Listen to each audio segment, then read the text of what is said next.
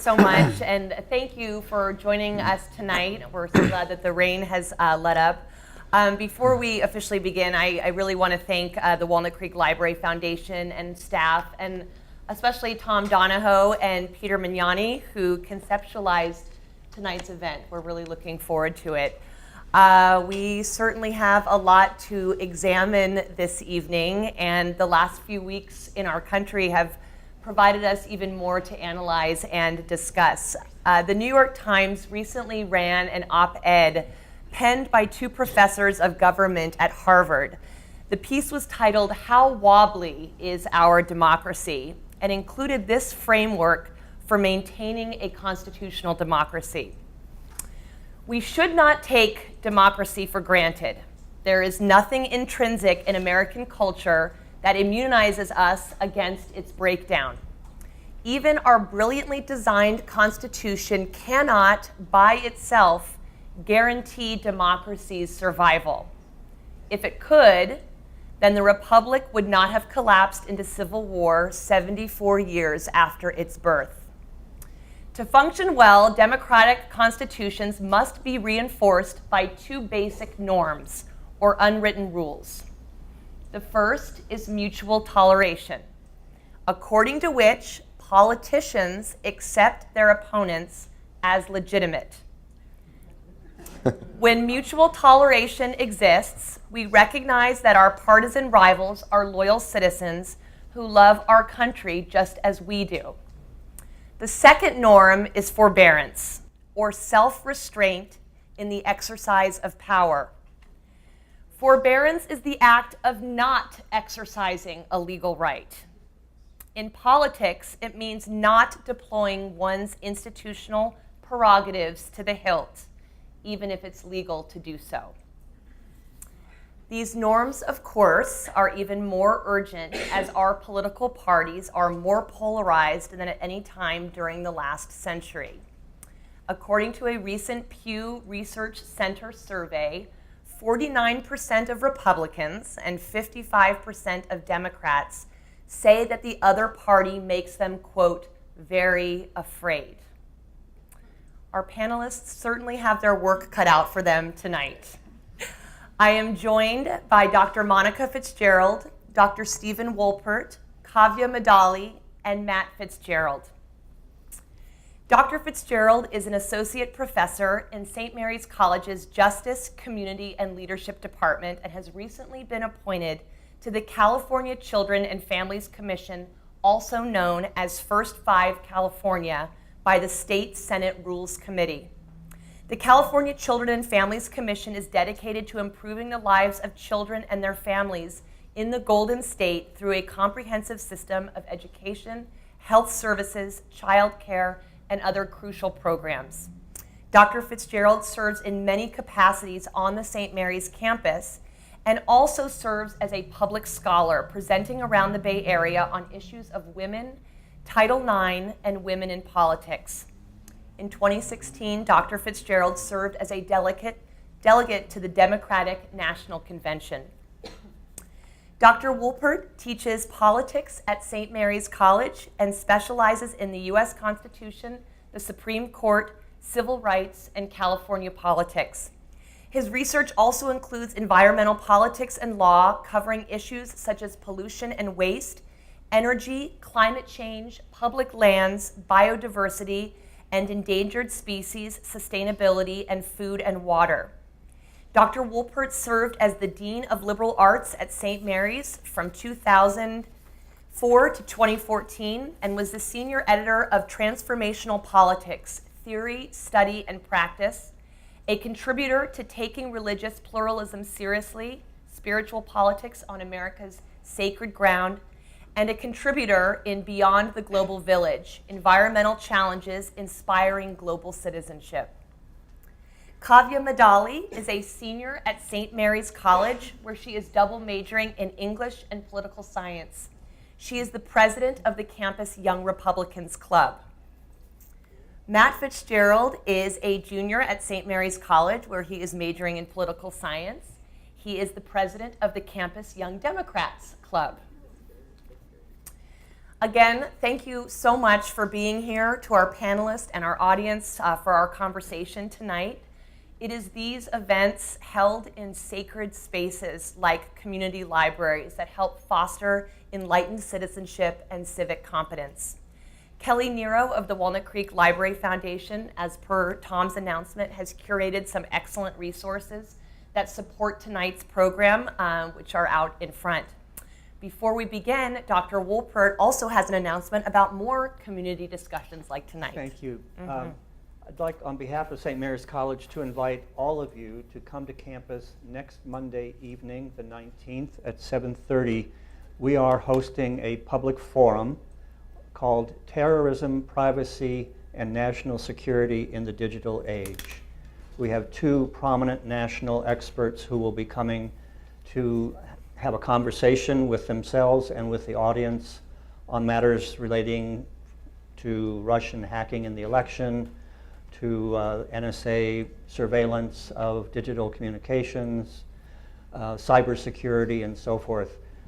It's free, it's open to the public, 7:30 in the Soda Center on the campus of St. Mary's this Monday. I'd love to see you all there. Thank you. Thank you. Well, with that, we will go ahead and get started. Hitting it right out with some heavy history here. How does 2017 and the remainder of Trump's presidency compare to other crisis years, 1861, 1919, 1968? As we look at this in history, how do you think that compares?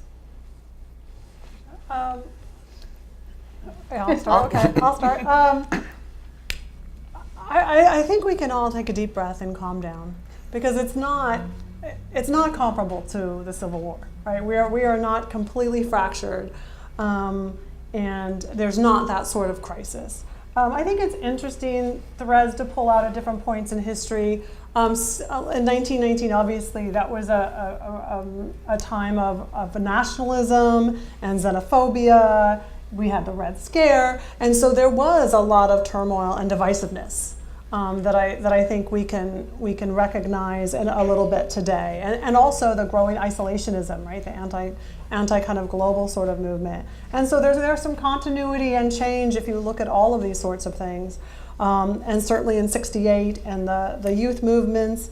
But if you look through history, and I'm a historian.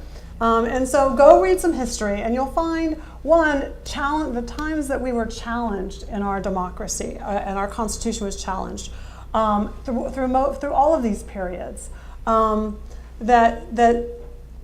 that we survived it because people decided to take action, right? Or if you had a president who kind of usurped power. So John Adams passed the Alien and Sedition Acts, and really which were really authoritarian, and allowed him to jail journalists, right? He actually was able to do that. He jailed a journalist who called him an ass. But he didn't get reelected because people didn't like that, and they came out to vote. So there are things that we can do to prevent this. But there are threads that we can learn about what happened, right? We also had political parties blow up, right? Like if you look in the antebellum period before the Civil War, the entire party system fell apart and rebuilt a new party system. And so there are lessons to be learned. And so I'm glad we're in the library and you have all these wonderful resources to be able to learn from history to help us figure out what are some of the things that we need to do today to make sure that our democracy stays strong. I would agree that this is not a grave crisis at this point. That doesn't mean it couldn't become one. 50 years ago, during the 60s, things seemed similar to me. I was much younger then, obviously, but I can remember the assassinations, the inner city riots, prison riots, and every day you woke up not knowing what the headlines would be, and it just seemed like things were coming undone. So the centrifugal forces that tended to strain the fabric of our community were quite strong then. But the period that I think is most similar to this one would be the election of Andrew Jackson. It was a populist movement. People who felt that the establishment, the elites, that time the eastern seacoast and the manufacturing classes in New England had lost touch with the common people, or the common man, because women weren't voting then. And Andrew Jackson was a celebrity of sorts. He was a war hero, and he capitalized on the resentment and the fears and the anger of ordinary people out on the frontier and urban workers. And even though he himself was wealthy, and got himself elected. So we have been in somewhat similar. The issues were different, but the dynamics of a populist discontent with established institutions is not a new thing. So if we're going to continue to look at history, would we then say the Trump phenomenon is a continuation of the conservative movement, or is it an anomaly of what we have seen with conservatism? It is certainly not an expression of conservatism in the form that it has taken over the last 50 years. He disagrees with the established Republican principles on free trade and on several other issues. It is, what we're seeing now is not a left-right split as much as it is a cultural divide between cultural pluralism and globalization versus cultural monism and nativism. So the issues are really having to do with those who feel left behind, left out, dishonored, disrespected by the changes that are happening throughout the world, and those that embrace immigration, diversity, and see that as part of the identity of the country. I actually kind of do see Trump as the, I would say, continuation, I think, of the conservative movement over the last 50 years or so. Nixon wasn't on Twitter, so we don't know what he would have been tweeting out during the 1968 election. But I think if you look at the strategies that conservative politicians like Ronald Reagan, Richard Nixon, and Donald Trump have used to win elections, if you look at the Southern strategy in 1968, or if you look at Ronald Reagan's rhetoric about welfare queens and about things like that, I think that it's been a thinly veiled strategy of using racism of white voters to be able to gain power. And so in that sense, I see Donald Trump as directly connected to the conservative movement. But there are some things that I think are different about him, like the corporate nativism, some of the disagreements with free trade. Like we saw this week, he announced that he was going to be placing tariffs on steel, which freaked out a lot of the more traditional Republicans, and I believe his main economic advisor quit these last couple weeks as well. And so I feel like there are a lot of things that are different about Trump, but I think in many senses he is the heir to the conservative movement in this country. Well, and it's sort of like what you're saying, Matt, is sort of it's the same thing, almost similar to what Steve is saying, is that not in principle in terms of some policy necessarily, but strategy and culture. I also think that I think that the Tea Party movement culturally, if not ideologically, helped create Trump. Yeah. In sort of their ways of communicating and sort of, I'm glad you brought up Andrew Jackson, that sort of in your face kind of challenge, right? I think also kind of paved the way. Oh, absolutely. I think another pivotal moment in American politics with relation to Trump is the birther movement. When Donald Trump led the investigation into whether Barack Obama was a citizen or not, and of course he is, and we're talking about norms in the beginning of this and how our democracy depends on people in power following these norms. Well, Donald Trump doesn't care about any of that, and that's partially why people voted for him in the first place. But I think that there's a real danger in having a president who in some senses is ahistorical and is not a student of history and is not someone who I think has a firm grasp on the Constitution. I want to emphasize something Matt brought up, the importance of race and attitudes about race in the current climate. The one thing that probably distinguishes or drives the two parties apart more than anything else is this question of racial inclusion, racial discrimination. And I have some facts. I'm sorry, I can't remember them, so I wrote them down. First of all, 2/3 of voters in the 2016 election live in counties that were won by a landslide, meaning that on a precinct level, the voters are much more isolated from people who disagree with them than they have been in any times since they've been keeping these kinds of data. And if you look at the survey data, 66% of Democrats say mixing of cultures and values from around the world is important to American identity. 35% of Republicans agree, so it's about 2-to-1 difference there. On the other hand, 64% of Republicans compared to 32% of Democrats see a culture grounded in Christian religious beliefs as important. And you see a very similar difference if you ask who's facing discrimination in this country. If you ask whether blacks are facing discrimination, Democrats overwhelmingly say yes. Republicans, very few say yes. But if you ask, are whites or Christians facing discrimination, 43% of Republicans say yes, and only 27% of Democrats. So it's really as much a cultural split, and it's magnified by the geographic isolation of people from along partisan lines. So if we are talking about this polarization, both political and social, and we are looking backwards, the Constitution's foundation has enabled us as a country to weather mediocre leadership or worse leadership, some of the examples that you all have given. But how much unbending polarization can our democracy continue to withstand? Are we experiencing demagoguery, and if so, is it an increasing threat to our democracy? Where are we going? I do think, obviously, this is an extreme time of polarization where we're more and more in our bubbles, right? You watch MSNBC or you watch Fox. And we see that in the data that Steve presented too. And we've been there before, right? I mean, a senator was caned on the floor of the Senate.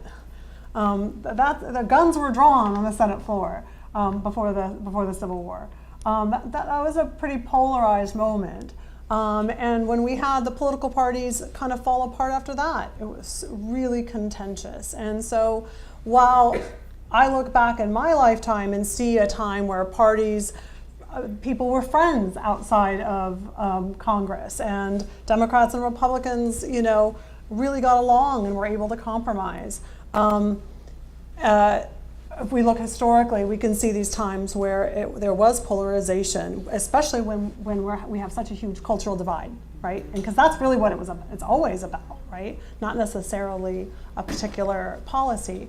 And so I think the pendulum will shift, but it's going to take work on all of our parts to make that happen. But there's also historical precedent that it's happened before. So you mentioned demagoguery. Let's see if we can figure out what it takes to be a demagogue, because it's used as a way of attacking people that you don't like. So Martin Luther King was called a rabble-rouser by Southern segregationists. My view is that many leaders will tap into popular resentment, popular fears, popular anxieties, and gain political power by hooking their political fortunes to the discontent of people. A demagogue is one who does that for their own personal political purposes. So the question in my mind is, was Martin Luther King exploiting the racial resentments for his own personal gain? And I think the answer is no. The question with the current president is he sincerely taking the concerns of white, blue-collar, rural voters, the folks that are his base, and seeing himself as really dedicated to improving their lot? Or is it a way in which he is developing his own political self-interest? And so I think that's the question, and I'll let people make their own judgments about that. But I think that if that's the distinction I see between a demagogue and someone who's simply reflecting popular discontent or anxiety. In terms of polarization, I think the more that we've noted, the other panelists have noted about this earlier too, the more we play into identity politics and cultural politics, it's going to continue to grow. But yeah, like Monica was saying, it's not so much focus on the policy itself, but a lot more of how you identify.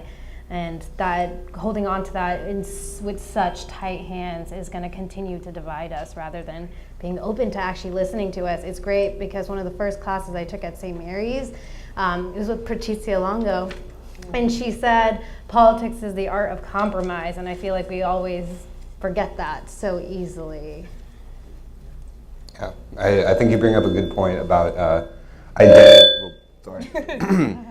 About identity in American politics.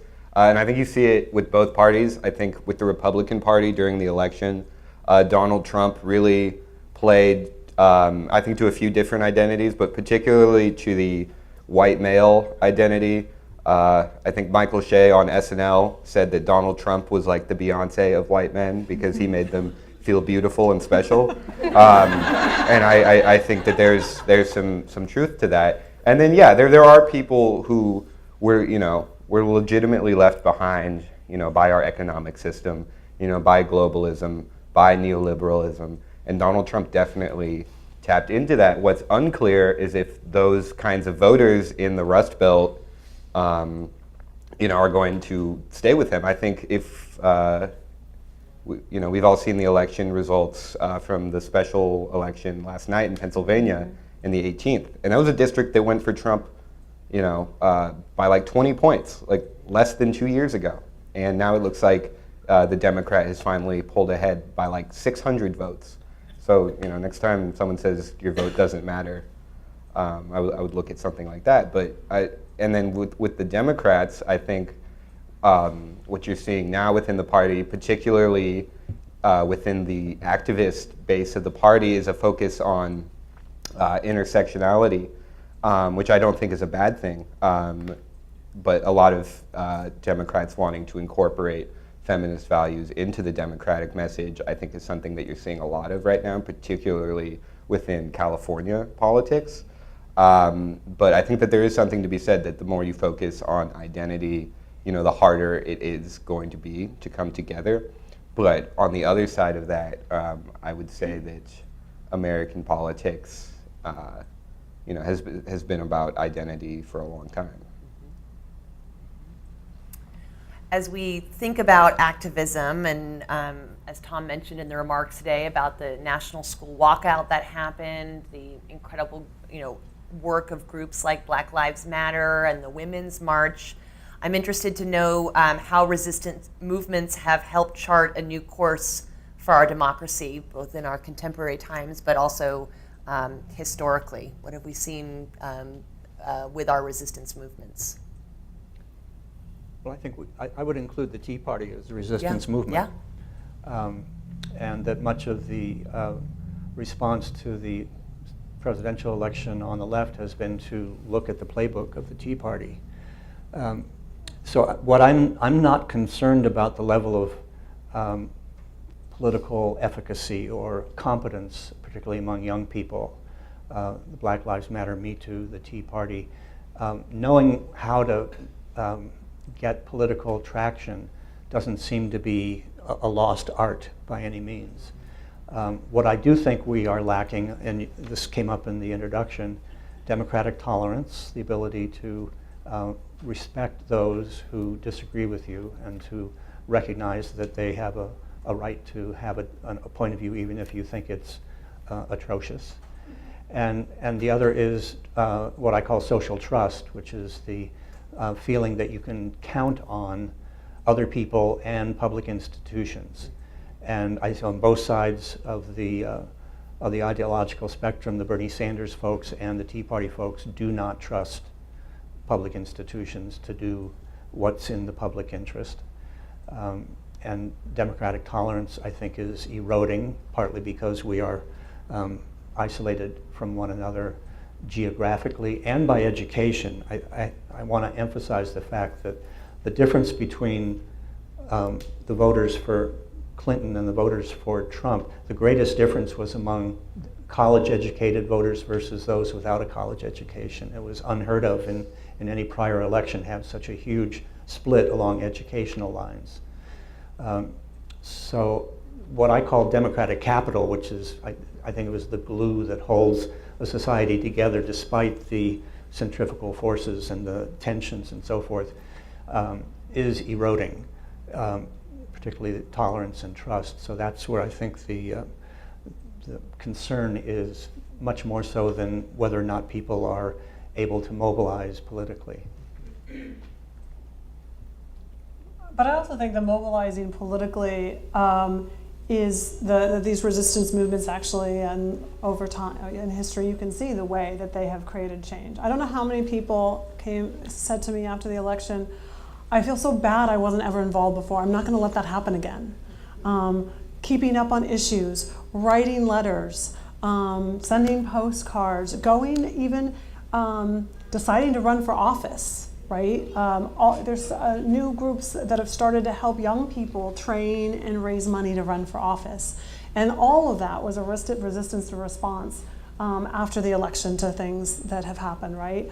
You see donations to places like the ACLU up and to be able to file lawsuits. And so and at a time when we have some of the lowest voter turnout in our history, I think this sort of mobilization, I think it could really help change some of the things about voter registration, about the Voters' Rights Act that will get more people to the polls. And so I think that there's something really exciting, and this is how you keep democracy alive. You stay active and get involved, both at local city council meetings, school board meetings, and on up. So I think that that's really exciting, and the fact that there are the different groups, right, that are taking different issues. I think things like Me Too are a game changer. I really do think that that's going to move the needle. And as we saw in the 18th, turnout seemed to be really, really high. So I think that there's something optimistic, whatever side you're on, to get people saying, I need to be involved, I need to get out there, I need to get informed. Yes, absolutely. I want to underscore the importance of turnout. Looking at the 2016 election, for every voter in 2016 who voted for Trump having voted for Obama in 2012, there were 5 voters who voted for Trump who didn't vote at all in 2012. So it was really the increase in turnout among blue-collar whites that made the difference. If blacks had voted for Clinton if they turned out and voted at the same level that they did for Obama, Clinton would have won. I'm going to circle back to this point about optimism, and I'm so excited and happy that we have student representatives, young voices on this panel. No offense to the rest of the panelists, but I think it's so important that we continually engage the student voices, and we're all very interested in your story. Would you talk a little bit, Kavya and Matt, about the contemporary political realities that have either impacted or inspired your political activism and involvement? What got me interested? The first campaign I ever worked on was actually in high school, and it was the Barack Obama campaign back in 2012, which is a very fun fact. But yeah, I was in AP Gov, and so the importance of taking civics classes, and my teacher was so involved and engaged, it got me engaged, and she was the one to help me get registered to vote and everything. So it was wonderful to get involved with this grassroots organization and seeing it. one thing that I've noticed in my education is like the disconnect between the theory we learn and then applying it later on. So getting involved in these different organizations, and then when I came over to St. Mary's, I started the College Republicans Club, went to conferences, got to meet a bunch of people. I had the amazing opportunity to work for Catherine Baker, and she's phenomenal. So seeing her work and being able to work with her just helped me a lot. And that's, I don't know how else to say I got involved, but yeah, just a little history behind that. That's wonderful. I mean, we'd always been interested in politics in my house since I was a little kid. But I remember when I was in 6th grade and Obama was running for president, and everyone else in my house was a Hillary supporter. And I like Hillary, don't get me wrong. But I, as an 11, 12-year-old, sorry, I'm getting over a cold, I saw Obama, and I just thought it was one of the most exciting things ever. And then I remember going to Foothill Middle School the day after Obama won, like walking past all of like the sad 8th grade girls in McCain shirts. And yeah, I just remember high-fiving one of my friends like in the cafeteria that morning. And then by 2012, I had become like pretty involved as far as like a high school student goes. And we actually got to go to the Chicago Convention Center on election night. We actually ended up being able to meet President Obama, as well as First Lady Michelle Obama, and Joe Biden as well. So it was a pretty amazing experience. So from then on, I knew I was like, okay, this is what I want to do. Like there's not a lot of debate about it. But yeah, when I came to St. Mary's, there was no college Democrats, because I think, as someone on campus had told me, after Obama won, college Democrats were just like, cool, all right, we did it, we don't need to organize again, we got this. And I think that for a lot of people that are our age and maybe slightly older and younger, we like grew up under Obama. Like I remember Bush, but like we grew up under Obama basically. We became politically conscious under Obama. And I think, Steve was talking about turnout a second ago. I think one of the reasons a lot of us didn't turn out is because we just didn't think, Trump could happen. We had this, cool, smart president, that could sing for a long time. We all really liked him, and I just think got comfortable in that stability. That and we didn't think that something like Trump could happen. But while I think it's important to be optimistic, I think people that are our age and slightly younger, I think are probably less optimistic than generations before us, just because of the cards that we've been handed. I'm sorry to say it, but from y'all's generations didn't do a great job, and let's keep it funky. But yeah, no, I think that one of the things that our generation is realizing is that you have to take democracy into your own hands. And I think we kind of learned that the hard way with this election, is that we can't depend on institutions or politicians, or even our, parents and grandparents to be able to fix all the problems. And that's what I think is so great about this resistance movement, is that it's not just like property of the Democratic Party, like it's an actual people's movement. And I think with the Never Again movement, I know Northgate had a walkout today. I've heard Las Lomas had a walkout today. So I think these movements, there's a March for Our Lives rally on March 24th in Civic Park. You should all go to that. So I think what we're seeing now is going to be, a big change in our politics. But I think it is a result of learning the hard way. Kavya, you mentioned sort of that marrying of the theory and the practical, the politics in the classroom, and then the work outside the classroom, applying it. And this is for our whole panel. There's a lot of talk about civics and history education in today's classroom. As you think about your academic journey, Matt and Kavya, or what's happening at St. Mary's, where do we think we might be missing the mark in terms of students, their civic education, the foundations of our government, constitutional history, and how might that change the game or shape a new generation of engaged voters? I honestly think it's the opportunity to get involved. So I don't think teachers or academics in general are missing a mark. It's inspiring them to go do and get involved. And that's why I think our clubs being present on campus are so crucial at this time. And that's one of the main missions of my club, is to get them involved into various opportunities. We have people working on Paul Graves' campaign, who's running for district attorney in Contra Costa. We have people working for Catherine Baker. And that really marries, as you said, the theory and the application of it, because everyone learns differently. But for me, it's so much easier to learn everything while I'm doing it. We're all familiar with the words in terms of super PACs and proxies and delegates, but it doesn't make any sense to me until I'm involved in the organization, seeing how it's run out, how votes work out. And I think going out and canvassing is one of the greatest ways to learn a lot about where you're living, what kind of things people care about.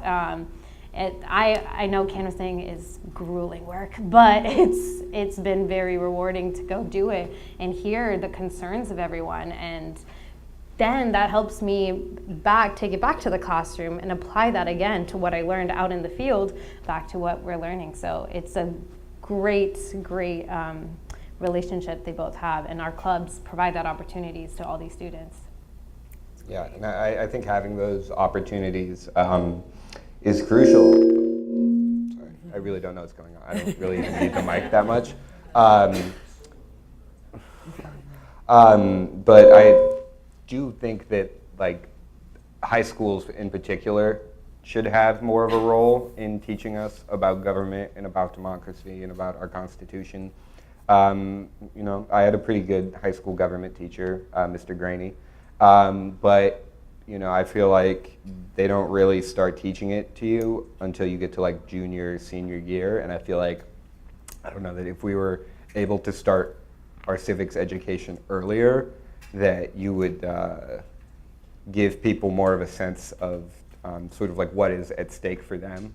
And so I think if you were to have more of that education in high school, because I think we have this idea that our public schools, like K-12, are supposed to be apolitical.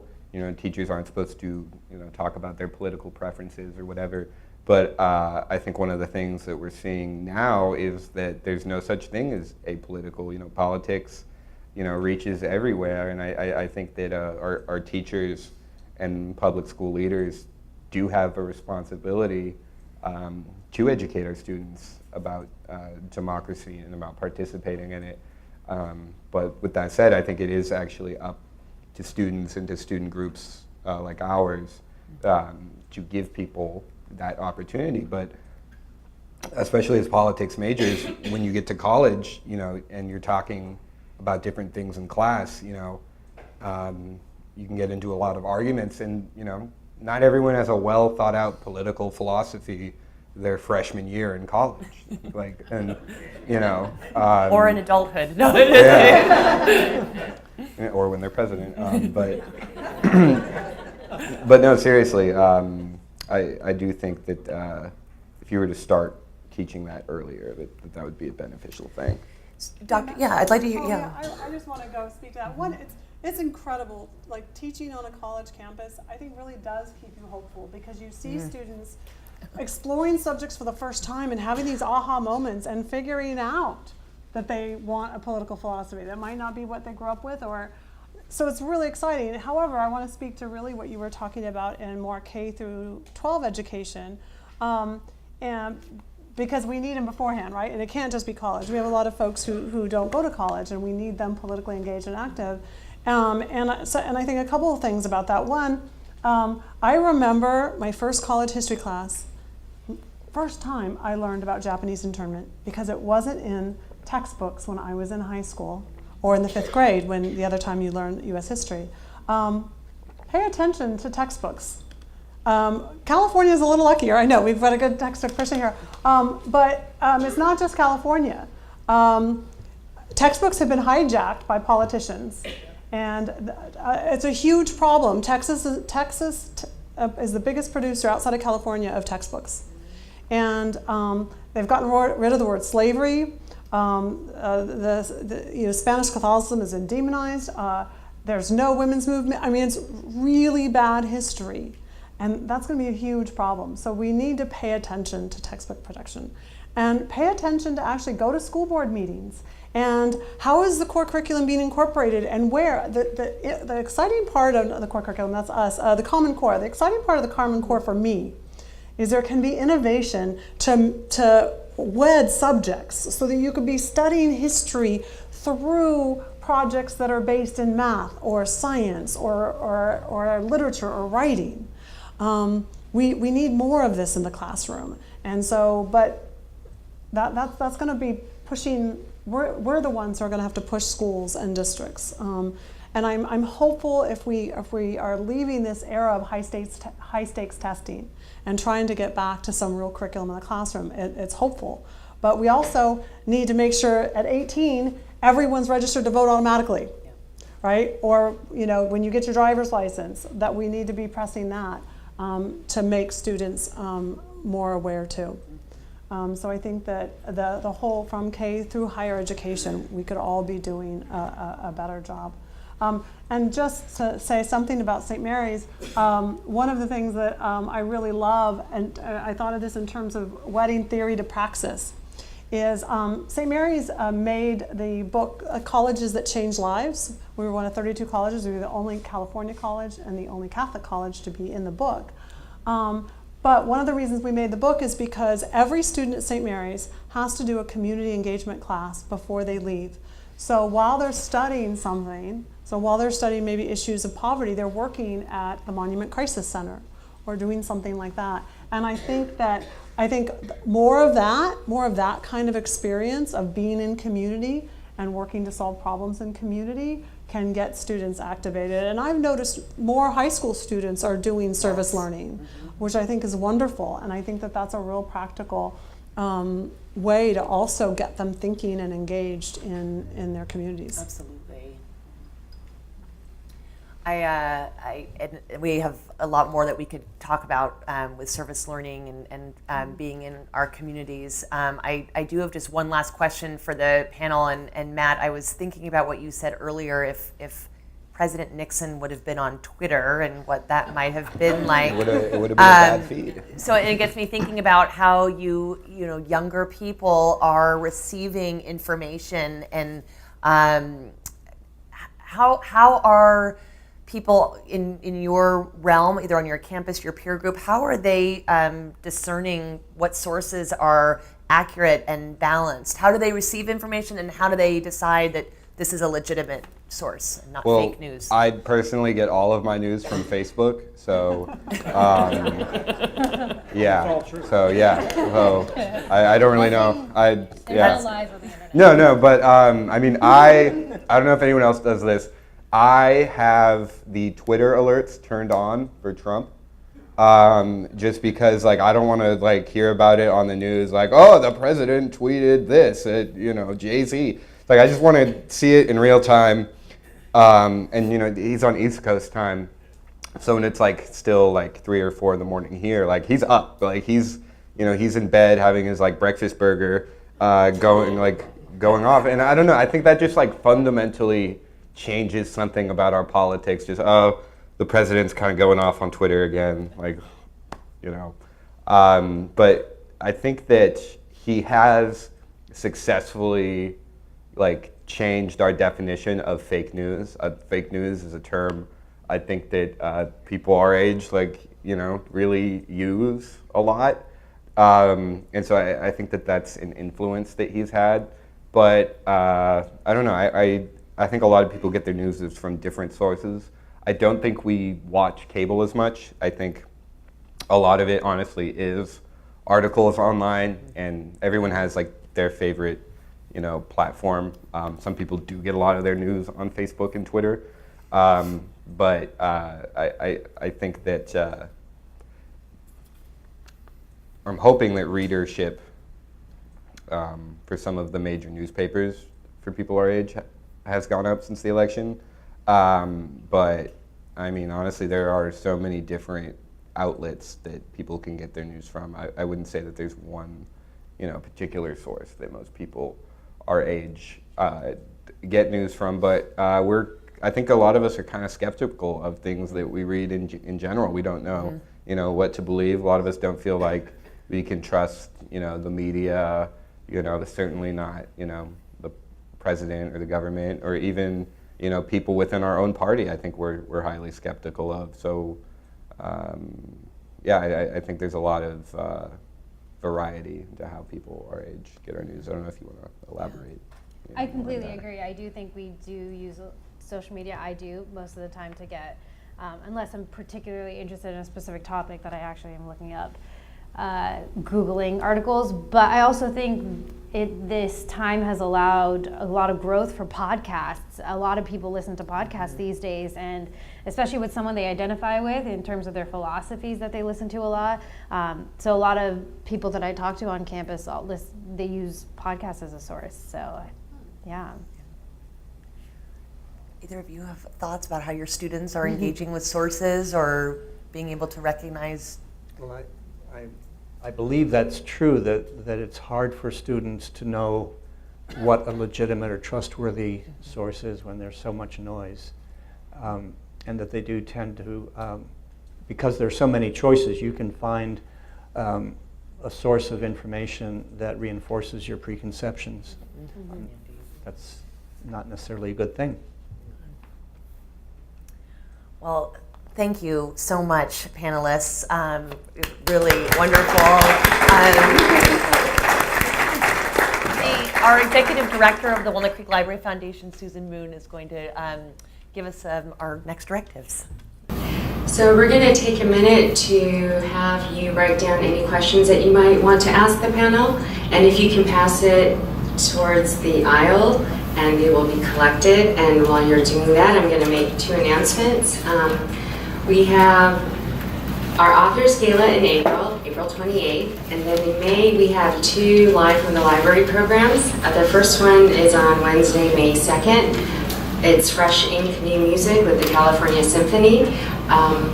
The conductor of the symphony, Donato Cabrera, and their first female composer in residence, Catherine Ball, will be discussing her commissioned work, and we hope you can come out and listen to that. Also on Wednesday, May 23rd, we are having another panel discussion on Little Women. It's the 150th anniversary of Louisa May Alcott's classic, and we have scholars in town from across the country for the ALA conference, and they will be discussing Little Women. So registration is online, and we hope to see you back at the library. Meg, is it all right if I make a... Oh my gosh, during yes, this absolutely. moment of silence? Yes. I want to point out that as much as I love the Constitution, it's really a defective document and is in some ways responsible for contributing to the predicament we find ourselves in. And I'm thinking, because of the fact that in order to get the states to approve it, they had to make some compromises. And the biggest one, as I'm sure those of you who remember your American history know, was that the states with small populations and the states with big populations had to come to an agreement so the Senate gives the same number of senators to every state regardless of how many voters there are, unlike the House. And the Electoral College, if you recall, it allocates electoral votes based upon the number of senators and representatives in each state. So the result is that the Senate grossly overrepresents rural America. 17% of the population could, in theory, elect a majority of the Senate.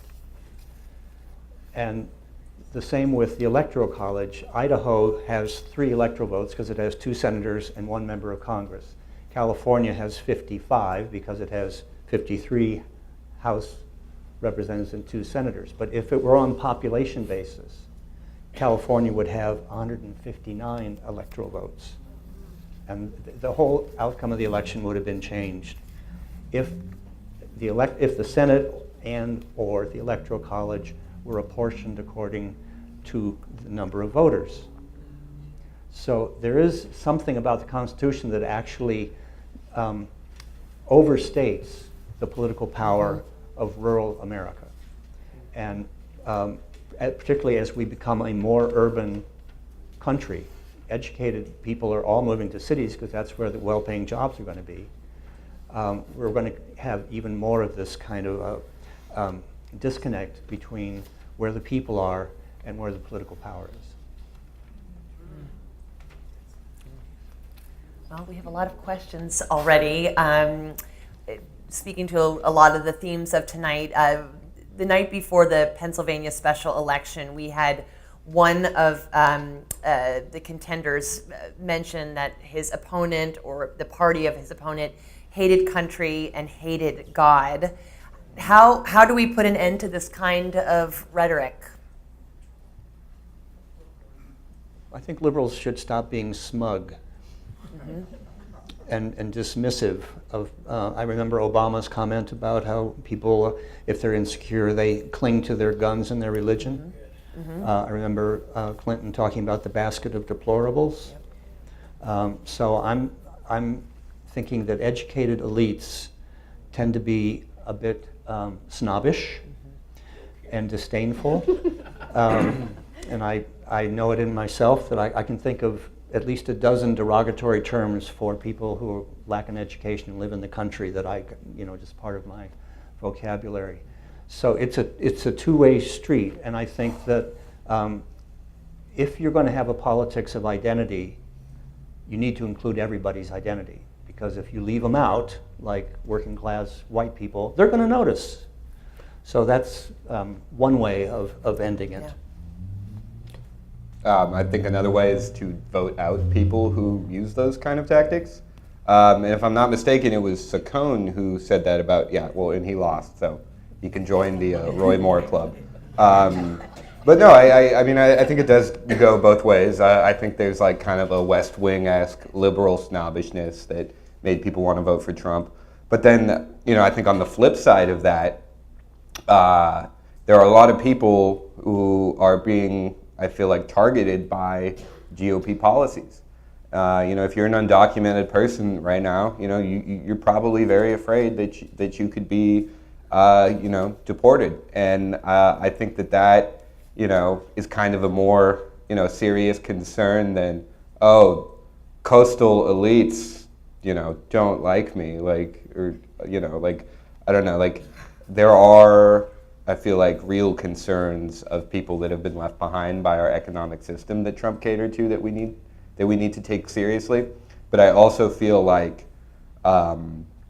another portion of his movement is based on identity politics and is based on racial resentment and is based on targeting people who have historically always been targeted in America. And I think one of the things that we should avoid post-Trump is that a lot of Democrats immediately after the election, started freaking out about, the white working class moving to the Republican Party and moving to Trump. And I think, with Pennsylvania, we've seen that district go blue. It was a district that went 20 points for Trump. So I think that it would benefit particularly Democrats not to get sort of caught up in this white-centered idea of politics. Of course, all votes matter, but I feel like Democrats shouldn't spend time chasing white voters that they're not going to get. I feel like Democrats would be better served by turning out voters in communities that historically are more supportive of them and historically actually benefit from Democratic policies. Well, we have a lot of questions, a lot of enthusiasm, and a lot of very detailed, multi-layered questions. So we'll get into this.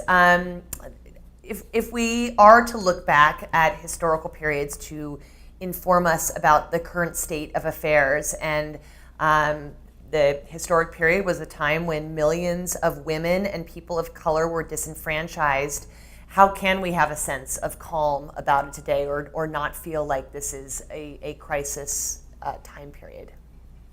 Well, we definitely should be concerned, and you should be doing stuff. I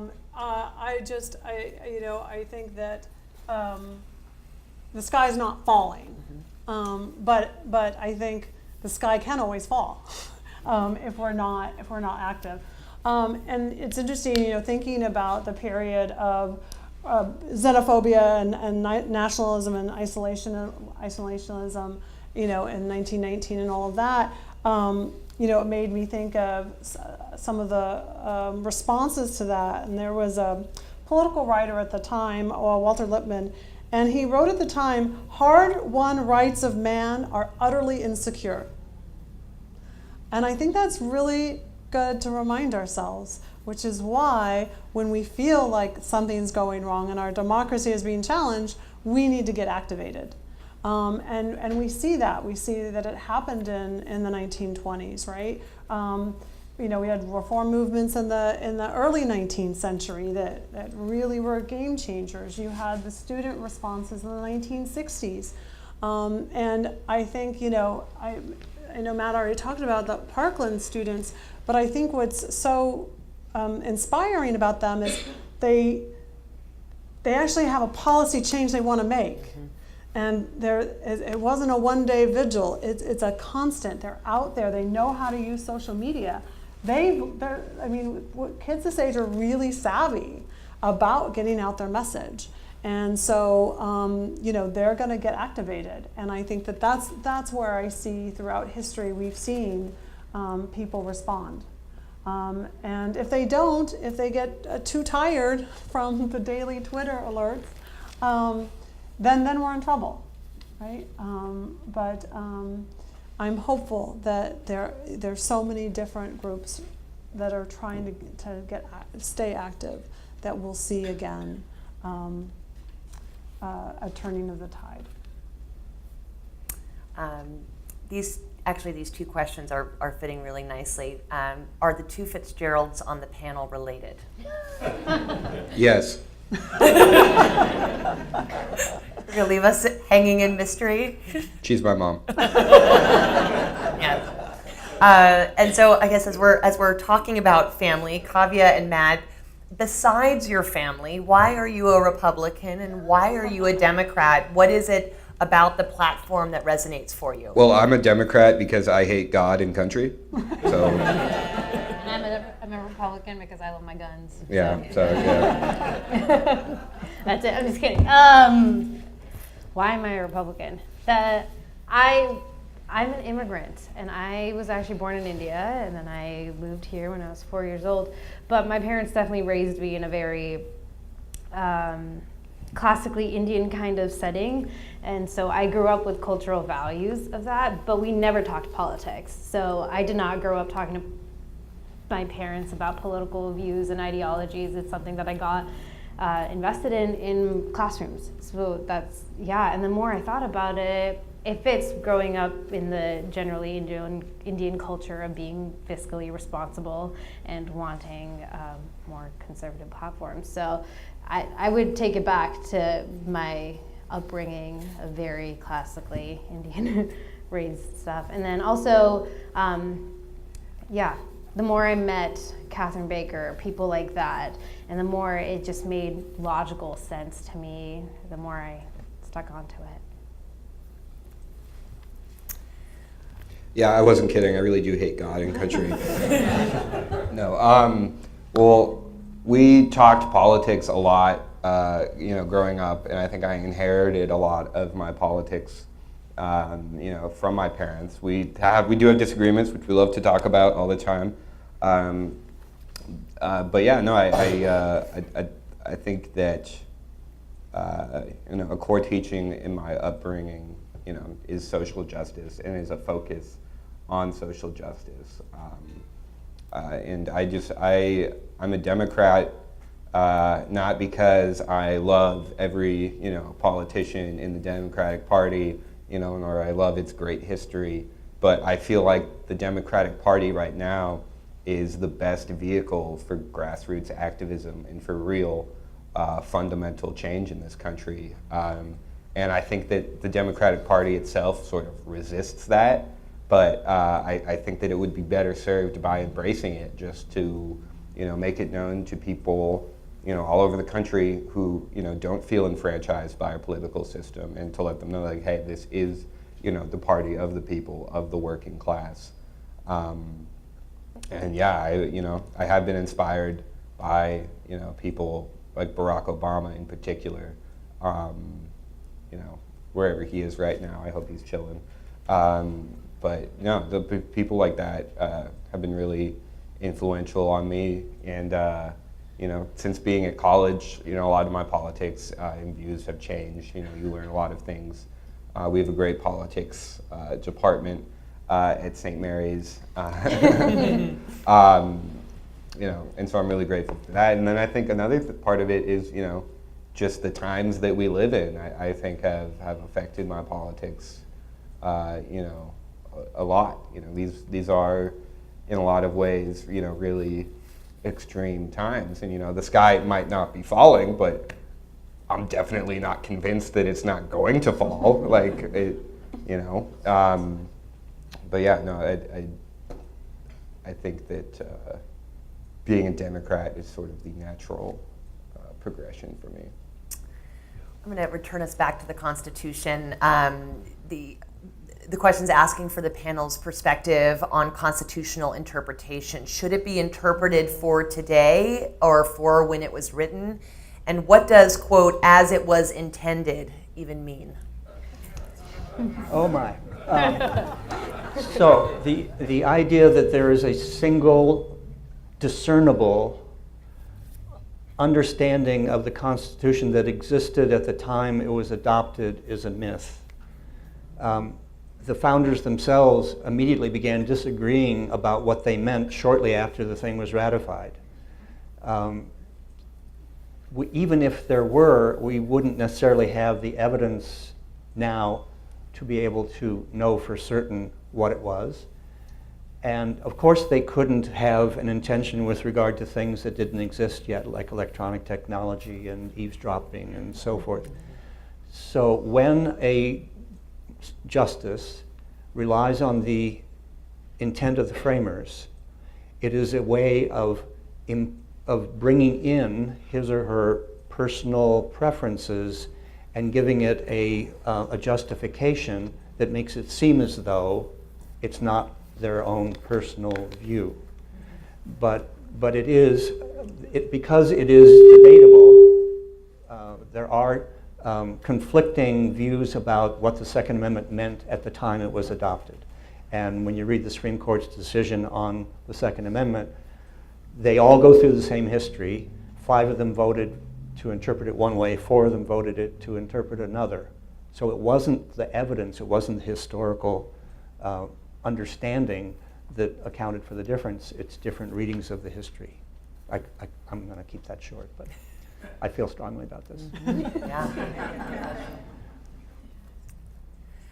We had a lot of questions about history education and civics education. I think I'll just, because it was repeated, in the state of California, students are studying U.S. history at several times in their 5th grade year, in their 8th grade year, and in their 11th grade year. And then the 12th grade year is a split. Half of the year is spent in a government course, and the other half of the year is spent in an economics course. Now that is the sort of the traditional pathway. Of course, there's a lot of other electives and course offerings based on where you're at school. But given sort of that context, I want to pose this question to the panel. There seems to be a disconnect between the need for civic and history education and the focus on STEM and STEAM areas. STEM being science, technology, engineering, art and math, STEM and STEAM areas. History, social sciences typically not included. How do we address this? We don't address it by reducing STEM. We need math and scientists. We need mathematicians and scientists to solve a lot of our problems, and more women, math and scientists. But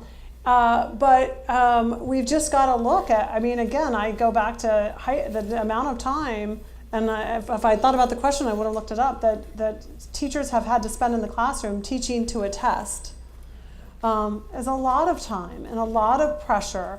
And in particular districts, it's a matter of their job and funding to do so. And so if we begin to go back from that time, it will free up more opportunity. So it's not one of those where we have to give up math, I think, and science. And I think the Common Core can be a vehicle to actually make this better. But it's also, too, ways to think about incorporating history in a lot of different things that we do. And it shouldn't, I mean, again, you have these important units at 5th grade and 8th grade, but even in, whatever, is it 3rd grade, they do city history? Mm-hmm. I mean, how can we talk about that? But even when it's not the unit that's assigned for that grade, there are ways that we can be incorporating civics lessons. And it was interesting because usually schools participate in the election, and they have their students vote, and they watch the election that day at school. It was a really civics thing. And most schools didn't do that this year because of the vitriol around it all, right? And so we've got to figure out a way to incorporate more and co-curricular things, right? I mean, there's a lot of parent groups that do activities on campus. How do you incorporate civics lessons? What do you do for the schools that way? So it's not an either or because we are behind in the STEM fields. So we need to reframe the ways that we incorporate it. To flip that, I think scientists have an obligation to be activists, particularly environmental scientists. If they're not out there pushing back against people who simply won't acknowledge the scientific consensus about whether it's evolution or climate change, we're in trouble. So I think there isn't a distinction really between being a professional, responsible scientist and being an active citizen. DACA is a controversial and splitting problem. What is the constitutional background concerning DACA? Should we be concerned with it as a constitutional issue? DACA was an executive order by the president. So the question is whether the president can, under his own authority, without congressional authorization, defer action on an entire class of undocumented aliens. And so the easy solution would be Congress passes a law that settles it, and then there is no constitutional question. Whether we agree or disagree with what Congress does is separate from whether it's constitutional. But Obama signed an executive order. President Trump has rescinded that order. The courts have said you can't just rescind an order, you have to have a rationale for it. So there is a process that has to be followed. But the question of the extent of executive authority relative to Congress is an important one, because Congress passed a law that said that immigration decisions cannot discriminate on the basis of national origin. It seems to me that that should limit what the president can do. We'll see. The courts will answer that, I'm sure. I think another part of this is, what are you supposed to do when Congress won't do anything? And there is some debate over the constitutionality of DACA, but at the same time, most of the people arguing that it's unconstitutional are the people that won't pass a DREAM Act. So it is a constitutional issue, but more than that, it's a humanitarian issue.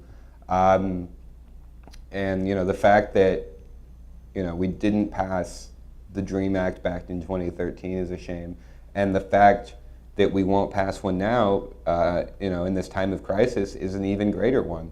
And if DACA were to be rescinded, and all of these people were able to be deported, that would tear the fabric of this country apart. That way, and just here in Contra Costa County, I mean, we have an awful sheriff, David Livingston, who, despite Contra Costa County voting to become a sanctuary county, has been cooperating with ICE and has been, rounding up, undocumented people.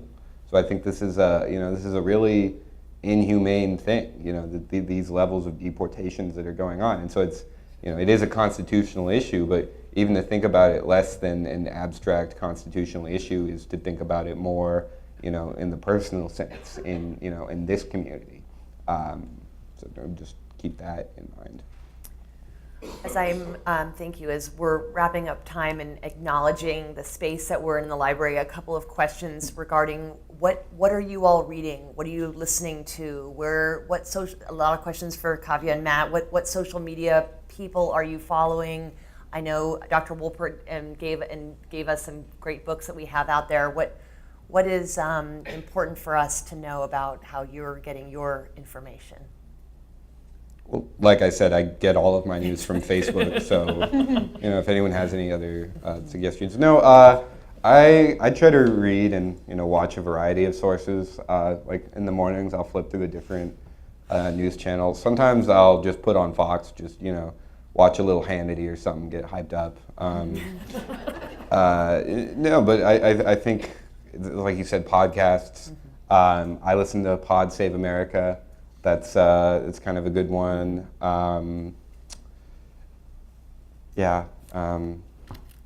Mostly Facebook. Yeah, I try to do my best at reading as much as possible. So I also do scroll through the news app on the iPhone all the time. But I love podcasts because it just makes doing a lot of things easier while driving. So I also listen to Pod Save America, which is a super liberal, just saying it, but it is. But then I also listen to like Ben Shapiro. So I really like to see what people are saying on both sides about the same exact thing and try to come to my own conclusion about it. Yeah. So I like to do that, look at contesting. Russia Today is a great source. Would highly recommend that. I read a newspaper. A what? A what? What? Good. Bring back newspapers. Dr. Fitzgerald? Yeah, I read it all electronically. I mean, I read the New York Times, but I read it electronically. And same thing, scroll through all the news, the news feed on that, and look up things and try to read multiple perspectives. I read my 5 Washington Post articles a month, and then they block me. So if anyone has a Washington Post subscription, just find me after this. I'll log in on my phone. Well, I want to thank our wonderful panelists. We certainly received a lot of information, and I appreciate all the excellent questions from the audience. Thank you so much for joining us tonight.